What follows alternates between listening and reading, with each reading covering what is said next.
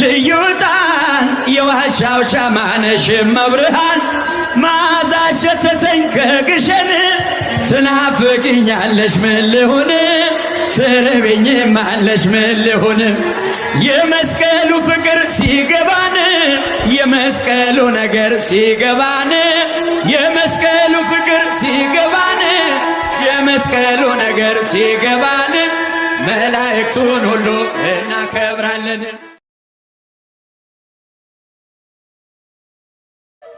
መስከረም 21 ቀን በ1449 ዓመተ ምህረት ቅዳሴ ቤቱ ከበረ።